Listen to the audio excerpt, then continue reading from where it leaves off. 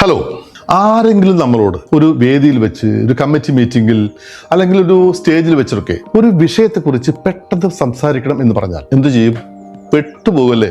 Brain അങ്ങ് blank ആയി പോകും.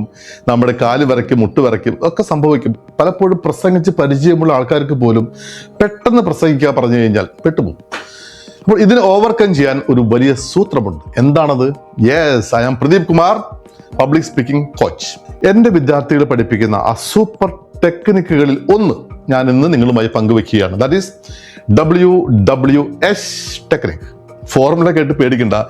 W means what, Y means എന്തുകൊണ്ട് അല്ലെങ്കിൽ എന്തിന്, ഹൗ, H മീൻസ് എങ്ങനെ ചെയ്യാം, അത് എന്തുകൊണ്ട് പ്രധാനമാണ്, ആ കാര്യത്തെ കുറിച്ച് പറയുന്നു. വായനാശീലത്തെ കുറിച്ചാണ് നിങ്ങളോട് സംസാരിക്കുവാനും പറയുന്നത്. അപ്പൊ നമ്മൾ എന്ത് ചെയ്യണം?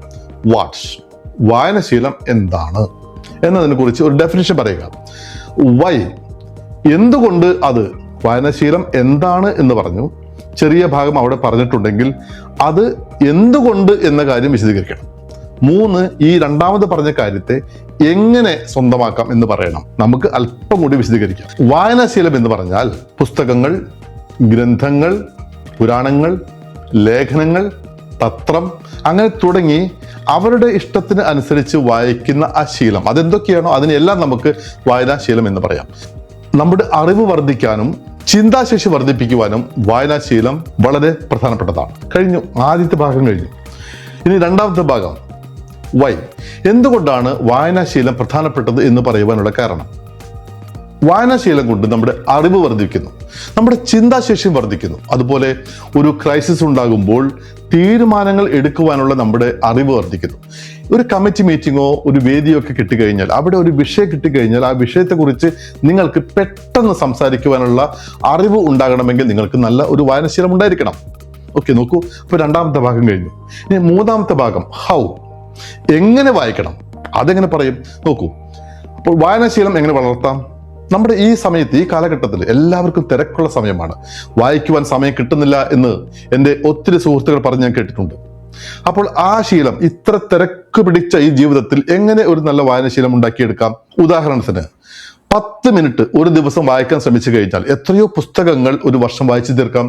ഇനി അത് പോകട്ടെ, അതിന് സമയമില്ലെങ്കിൽ നിങ്ങൾ തീരുമാനിക്കണം, ഒരു ദിവസം ഞാൻ ഏറ്റവും ചുരുങ്ങിയത് 5 പേജ് വായിക്കും എന്ന് തീരുമാനിച്ചു കഴിഞ്ഞാൽ ഒരു മാസം 30 × 5 150 പേജ് നിങ്ങൾക്ക് വായിക്കാൻ സാധിക്കും.